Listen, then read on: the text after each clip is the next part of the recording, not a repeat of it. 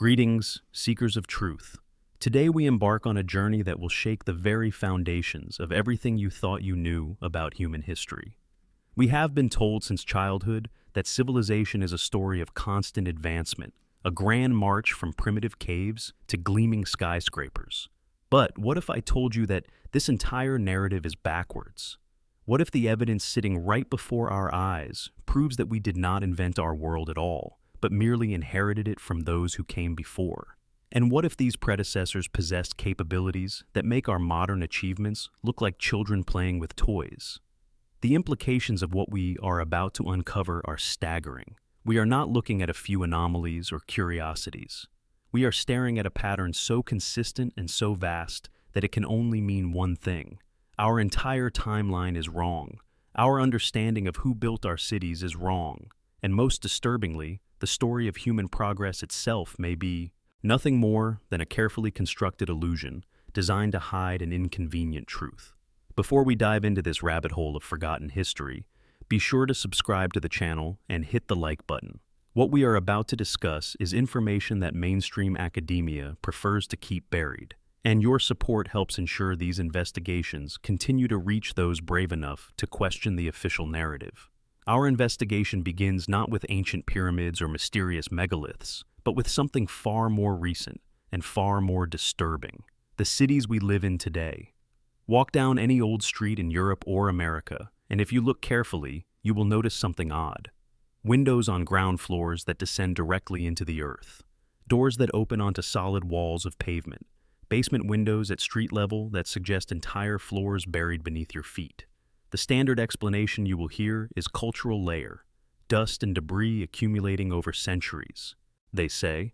But this explanation crumbles when you actually examine old photographs from the 19th century. We are not talking about a few inches of gradual buildup. We are talking about entire first and sometimes second floors, buried under 5, 6, even 23 feet of soil. That is not dust. That is a cataclysm. Take Seattle as an example. Old photographs show a landscape that seems to have undergone a massive transformation. Giant cliffs of earth rise in the middle of the city. Nearly vertical walls of compacted soil. Buildings stand at the foot of these cliffs like archaeological artifacts freshly unearthed. In some images, entire houses perch on top of earthen mounds as tall as the buildings themselves, tilted at precarious angles as if the ground beneath them is slowly giving way. Now, travel to Kansas City, thousands of miles from any ocean, sitting at nearly 900 feet above sea level. Here we find photographs from 1867 showing massive stone buildings buried up to their roofs. One image captures a corner of a large building covered by soil to the height of 2 full floors. 23 feet of dense clay hiding a significant portion of the city. These photographs are not fakes. They are documented parts of official city histories. And of course, that official history has an explanation. They tell us about street regrading projects, about taming difficult terrain, about improvement initiatives. But can a simple street leveling project explain a building buried to its roof? The scale of what we see suggests something far more catastrophic than urban planning. What makes this even stranger is how they dealt with these enormous volumes of earth. The photographs capture the process itself. Steam shovels working on temporary railway tracks laid right through city streets. Entire trains functioning like conveyor belts, hauling soil away. But here is where it gets truly bizarre. In many images, we see people spraying these massive walls of earth with powerful jets of water, turning solid ground into flowing mud. Why would you use water? Turning tons of earth into slurry is incredibly inefficient, unless you are dealing with something that cannot be moved any other way, unless you are dealing with permafrost. The official documents describing Seattle's project use a curious term. They call these formations glacial hills. Not hills formed by ancient glaciers, but glacial hills, as if the ice was recent, as if what they were washing away was frozen ground that had to be thawed. This technique is identical to what gold miners in Alaska used during the same era to deal with frozen muck, using hydraulic monitors to thaw and wash away permafrost. If Seattle used the exact same method, were they not dealing with the same material? What if a massive ice tsunami, a wall of frozen debris and mud, had swept across the region, burying everything and then freezing solid? It would explain the volume of soil, the method of removal, even the name itself. But here is the problem with that theory. Kansas City is nowhere near an ocean. No tsunami could reach it. Yet the buildings there are buried just as deeply. This means we are looking at multiple catastrophic events happening around the same time. Coastal regions hit by ice waves, interior regions buried by something else entirely. The landscape around Kansas in early photographs shows strange undulating terrain, like frozen sand dunes. No mature trees, just a barren, recently devastated expanse. What kind of global event could trigger ice tsunamis in some places and apocalyptic dust storms in others? What force could so radically alter the climate and landscape of an entire planet? We do not have a definitive answer, but we have a time frame. All of this appears to have happened roughly 150 to 200 years ago, not in some distant prehistoric age, within living memory of our great-great-grandparents. This realization forces us to ask an even more fundamental question. If these cities were buried by catastrophe, who built them in the first place? Were they constructed after the disaster, or were they already standing when it struck? And if they were already there, who were the builders? To answer this, we need to turn to mathematics. Because numbers, unlike historians, cannot lie. Let us conduct a simple experiment using official population data. We know that England's population grew from 9 million at the start of the 19th century to over 65 million today. Spain gained nearly 20 million people in just the last 70 years. These growth rates are well documented. Now, let us reverse this calculation. Using the same mathematical models, let us work backwards through time and see what the global population should have been in earlier eras. The results are shocking. By 1886, the entire planet would have had about 928 million people. By 1817, just over 200 years ago, only 314 million. By 1748, 106 million. That is the current population of Japan spread across every continent. But we are just getting started. By 1610, the year when we are told great empires were expanding and massive wars were being fought, our calculation shows only 11.8 million people on the entire planet, fewer than live in Moscow today. And now comes the devastating blow. The year 1200, the era when hundreds of Gothic cathedrals were supposedly being built across Europe, when massive castles were rising from the ground, when civilization was supposedly flourishing. According to our mathematical model, based on official growth rates, the global population at that time would have been approximately 18,700 people. Let me repeat that. 18,700 people on the entire planet. This is not the population needed to build even one cathedral, let alone hundreds. This is not enough people to quarry stone, transport it, shape it, and erect structures that modern engineers struggle to replicate. This is a small town, a neighborhood, nothing more. Mathematics has destroyed the alibi of official history. If there were not enough people alive to build these structures, then they could not have been built by the people of that time, which means only one thing. These buildings were already there, built by someone else, someone who came before. The deeper we push this calculation, the more absurd it becomes.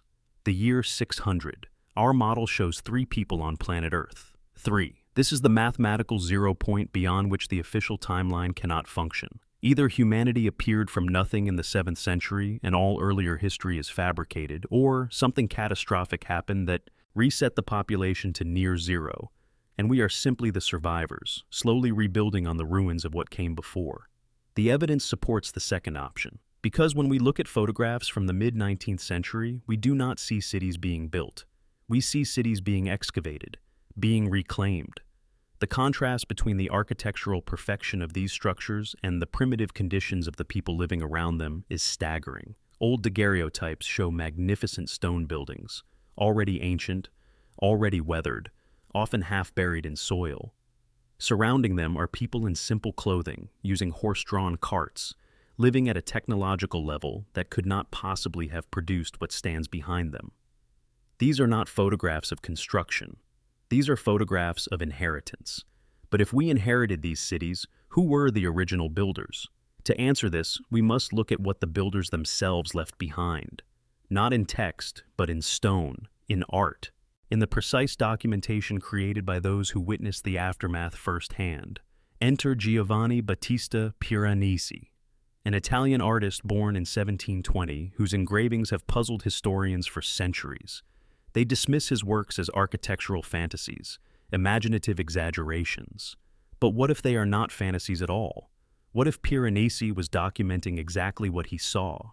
His engravings show cyclopean structures, ruins of colossal proportions, buildings with vaults reaching impossible heights, staircases and arches that seem built for giants. Next to these architectural monsters, he always placed tiny human figures, not for artistic effect, but for scale. Against these structures, humans look like ants at the foot of mountains. The detail in his work is astonishing. The perspective is flawless. The composition is so precise it seems captured by a lens rather than drawn by hand. And here is where it gets truly interesting. When modern researchers examined his original, copper plates under microscopes, they found something impossible. Manual engraving leaves V-shaped grooves with slight irregularities from the movement of human hands. But Piranesi's plates show perfectly uniform tiny dots covering the entire surface. These are the hallmarks of photochemical processes, not mechanical engraving. This dotted pattern only occurs when a light-sensitive surface is exposed to projected images. In other words, Piranesi was not drawing. He was photographing, using a camera obscura and light-sensitive chemicals to transfer real images onto copper plates. This technology supposedly was not invented until a century later, but the evidence is literally etched into the metal. He possessed photographic capabilities in the 1700s. This means his engravings are not artistic interpretations. They are precise documentary evidence of what existed in his time. And what existed were ruins of a civilization far beyond anything the 18th century could produce. Buildings designed for beings much larger than modern humans. Doorways tens of meters high. Staircases where each step reaches a person's waist. Windows like triumphal arches. Ceilings lost in darkness at unreachable heights. The people in his images are not the builders of these structures. They are secondary settlers who arrived to find everything already there, already ancient, already half destroyed. They are us, living in a world we did not make. Piranesi was not alone in documenting this. Across Europe, artists of the so-called ruins movement created thousands of paintings and engravings showing the same thing: majestic ancient structures partially buried under massive layers of clay and earth. In the works of Fedor Matveyev, Giovanni Paolo Panini, Napoleon Orda, and countless others, we see cities on hills flooded with streams of mud that clearly came from above, flowing down slopes, filling streets, burying lower floors. These artists captured people walking through these landscapes with long poles, probing the ground ahead of them like survivors testing whether the earth beneath their feet had solidified yet.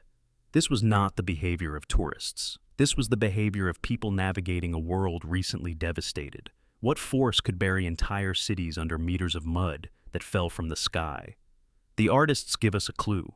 In some paintings, particularly those of Konstantin Bogaevsky, we see not just the aftermath, but the moment of impact itself. His painting titled The Star Wormwood shows a city simultaneously flooded by streams of mud and illuminated by a brilliant explosion emanating from a single point.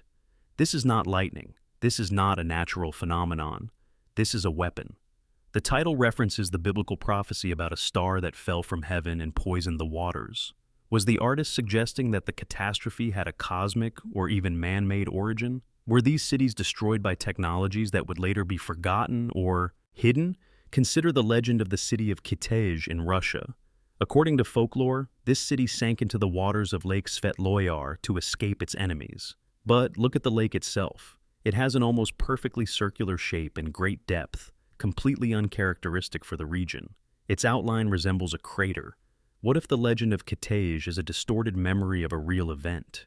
What if a great city stood there but did not sink into water? What if it was obliterated by an explosion so powerful it left a perfectly round crater that eventually filled with water? The pieces fit together, paintings showing explosions and mud from the sky, cities buried under massive deposits, artists using photographic technology that should not have existed, human bones embedded directly into geological strata in places like the ancient city of Khiva, proving people were caught by surprise, buried alive in an instant. This was not gradual cultural accumulation. This was war. A war fought with weapons we can barely imagine. weapons that could turn entire landscapes into mass graves. And when the dust settled, when the survivors emerged from whatever shelters they found, they inherited a world they did not understand. A world built by giants, or at least by beings with capabilities far exceeding their own. The scale of the destruction was so complete that it erased not just lives, but memory itself. With the elderly went the living knowledge of the old world.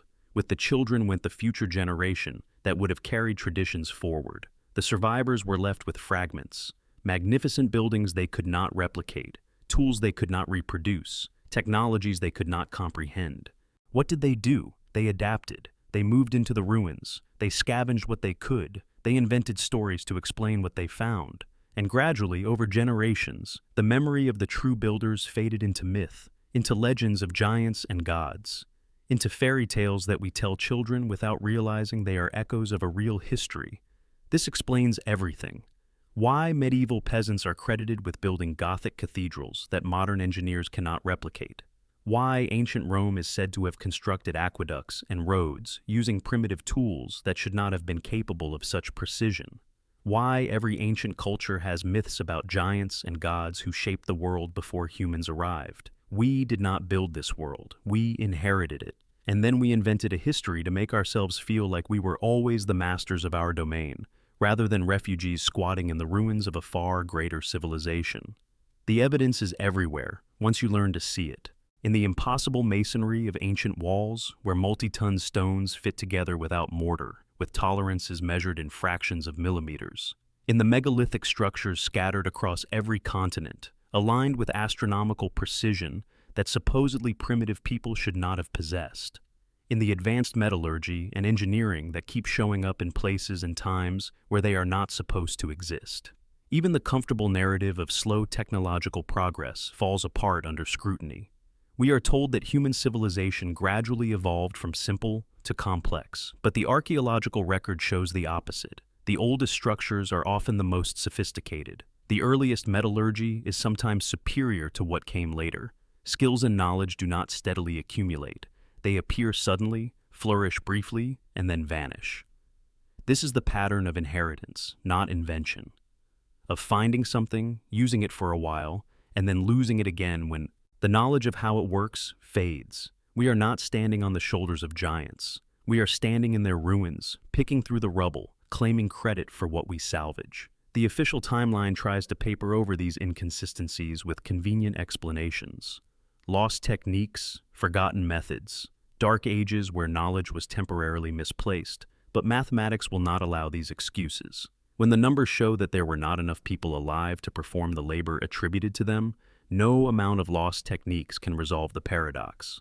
The only solution is to admit that our chronology is wrong, that the buildings and infrastructure we attribute to medieval Europe, ancient Rome, or even earlier periods were not built by those civilizations at all.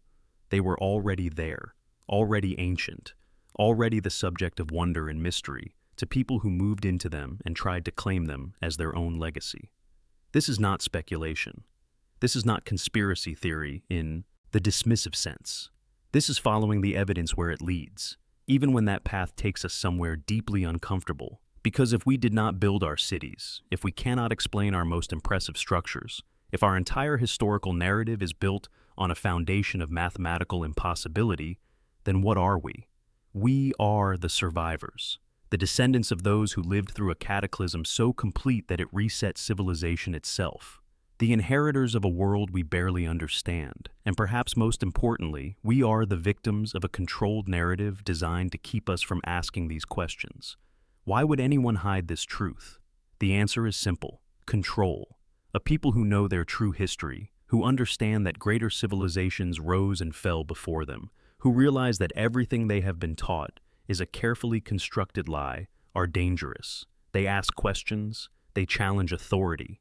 They do not accept the official story, but a people who believe they are at the pinnacle of human achievement, who think their rulers and institutions represent the culmination of thousands of years of steady progress, are manageable. They trust the system because they believe the system represents the best humanity has ever achieved. This is why the true history of our world has been buried as thoroughly as the first floors of our cities. Why ancient knowledge has been dismissed as primitive superstition. Why anyone who points to the mathematical and physical impossibilities in our timeline is labeled a crank or a conspiracy theorist. The truth is too destabilizing, but the truth has a way of surfacing in buried windows and basement doors, in impossible architecture and inexplicable artifacts, in old photographs that show empty cities and artists' engravings that document catastrophe, in mathematical proofs that demolish official chronologies, in the patient work of researchers who refuse to accept comfortable lies.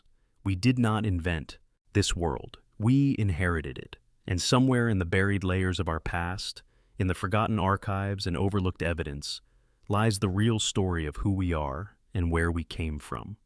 A story that is far stranger, far more tragic, and far more magnificent than anything we have been told.